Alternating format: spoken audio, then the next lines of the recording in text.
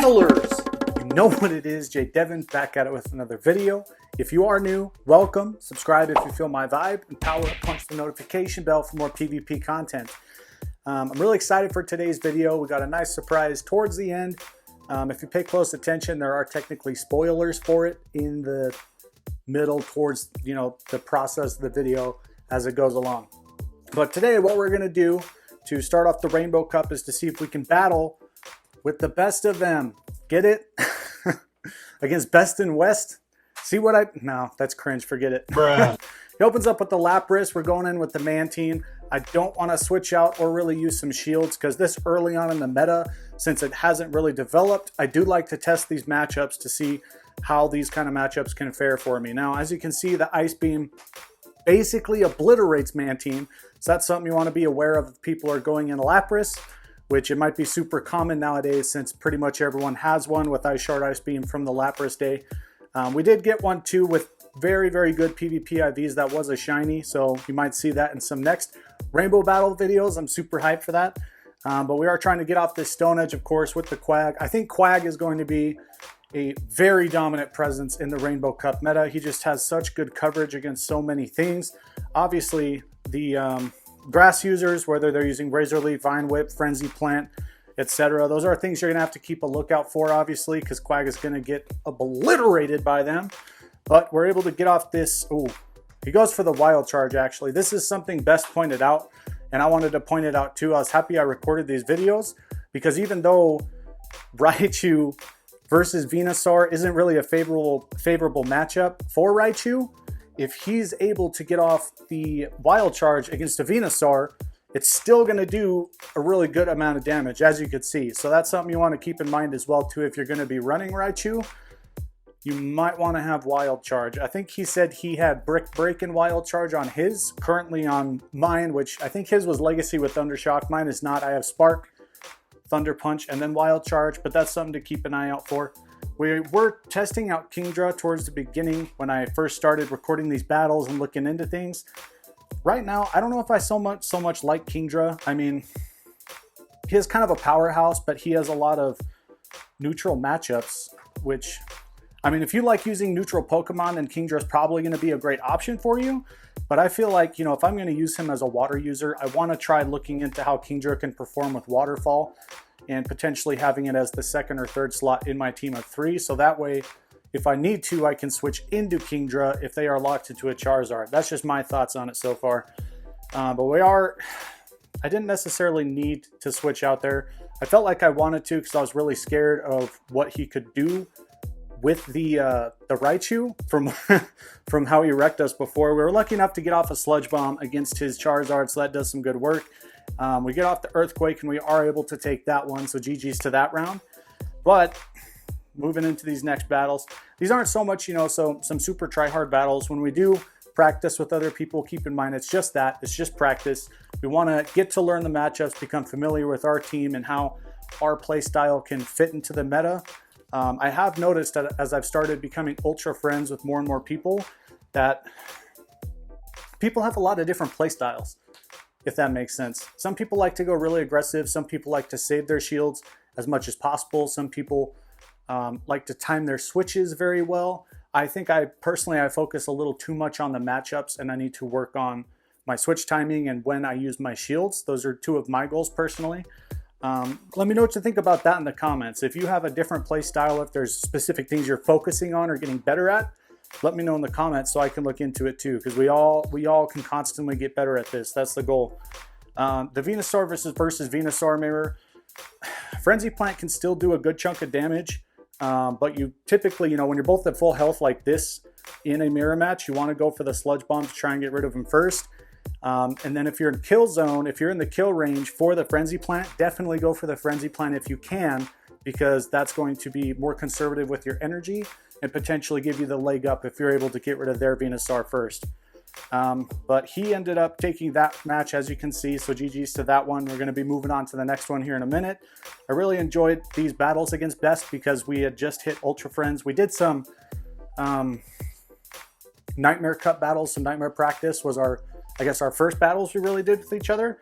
I ended up not, I'm not going to put those out. I'm not going to put them up because We didn't really know each other's play style at all, and at this point, you know, when I'm uploading this video, Nightmare is going to be basically irrelevant, so we're just going straight into the Rainbow Cup hype! He brings out the Quag. We both open up with the Quag. I already know this matchup a little bit. I'm going to be going straight for the Earthquake for more damage. And what you could see, I think it's a good thing he used Stone Edge there, so you guys can actually see the difference in the damage output between Earthquake and Stone Edge in a Quag mirror. So that's something to keep in mind as well. If you have the Earthquake, always go for the Earthquake. But we're coming in here with the Kingdra. I'm kind of scared he's going to get off another Ice Beam, so I do actually end up switching into my Venomoth because I don't want my Kingdra to go to waste, essentially. But it probably wasn't the best choice because as you can see now, he's able to switch into the Charizard, which is very bad news. I mean, we have Confusion, we can do some good damage, but it was kind of a waste of the Venomoth. I probably should have just stayed in with the Kingdra and then shielded with it. But you know, it is what it is. He got the Ice Beam off like I was scared of in the first place. So GG's to that, Best. Well played. He played that match very well. It's helping me learn a lot. Not just about this meta and the typings and, you know, the matchups and whatnot, but also about different play styles and how people do things differently. And it also helps me learn a little bit about team composition for the Rainbow Cup meta. I feel like Charizard is more so going to be a switch into rather than a lead. I mean, you can definitely catch some people off guard if you lead with the Charizard, but there's so much water presence and, you know, rock presence in this Rainbow Cup meta. Charizard might not be a good lead. That's just my thoughts on that. It's my 2 bits. From what you can saw a second ago, I started off with a Mad Cargo, but I ended up canceling the battle immediately. I messaged him and I said, hey, yo, we actually need to go back. We need to play it back. I didn't include Mad Cargo in my lineup of 6, so I can't use it. And that's something to keep in mind too. I don't know if you guys practice differently or if you get in battles differently when you're trying to prepare for a tournament and when you're getting ready. But I always want to stick from now on. I used to do it differently. I never used to show my teams. I would just say, hey, let's do this theme. You know, you're allowed to use these types or whatever, then just use whatever you're allowed to within that type. But now I'm trying to get into the habit of using just the Pokemon that are going to be in my team of 6 and then actually doing best of 3s or actually doing best of 5s. I feel like that's the best way to actually prepare for a tournament because that's how the tournaments work. We're going in for the Quag. This is kind of an interesting open, really. The Lapras is going to do a lot of good neutral damage against us, but I know we are able to get to the Stone Edges pretty quick, which Lapras, that's going to be very bad news for Lapras. As you can see, we did a lot of damage, but it's not... I feel like that's one of those matchups where if you open with it, you either want to switch out or actually use the shields. I try to sometimes, you know, my lead Pokemon, I want to just farm as much as I can and or just bring a beat down or spam. You know, sometimes if you open up with Raichu, you're able to spam a lot. Raichu might be a solid lead. Again, GG's Best. Thank you very much for playing. Let's keep battling some more. I enjoy doing the battles with you. It helps me learn a lot and hopefully it helps you guys learn too. Let me know if it does in the comments. As you can see here from what we're doing, we're going to be showing my lucky trade that I did for Gibble. This isn't something I'm typically going to do on my channel. Not really the content I like to do, but I was super hyped for this trade. Spin Up lives in my area. When we hit Lucky Friends, he wanted to do a Shiny Latios for a Shiny Latias swap, but I kind of didn't want to. I was like, no, you know, Gibble's so new. We have seen some spawns in our area, even though I haven't caught it. I'm fairly confident we're going to see more spawns. Let's just wait till we both get one, then we'll swap that. And good enough for us, it happened. We did kind of get the bad 96%. You know, we had the 14 attack stat, 14 defense, and then the 15 HP. But hey, you know, it's brand new. Garchomp is going to be freaking amazing, in my opinion. I haven't looked too much into it. I don't want to, you know, concentrate so much on Garchomp for PvP because I wanted to test one out in the Great League, but we weren't able to even get one in the Great League range. I checked its evolution stats if I were to get it up to Garchomp, and as you can see in a second, it doesn't even hit the 1500 CP mark. It goes over it, so that's whatever.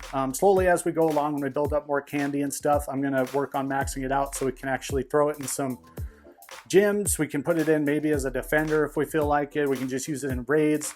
I'm super hyped for it. Let me know if you guys actually have your Garchomp dex or not. I'm lucky enough that I was able to, the one I was able to dex was from a lucky trade. So I do feel, you know, kind of privileged with that. I am lucky. I know some people haven't hatched it. Some people might not even live near a ground biome and they won't even see it spawn. But yeah, let me know. I'm super hyped about it. Anyways, that's it. So GG's to the battles. Again, GG's to Best and GG's to the video because it's over. If you did enjoy, subscribe if you feel my vibe, and power up punch the notification bell for more PvP content. But that's it for this one. So we will see you in the next Rainbow Cup video. Have a good freaking day.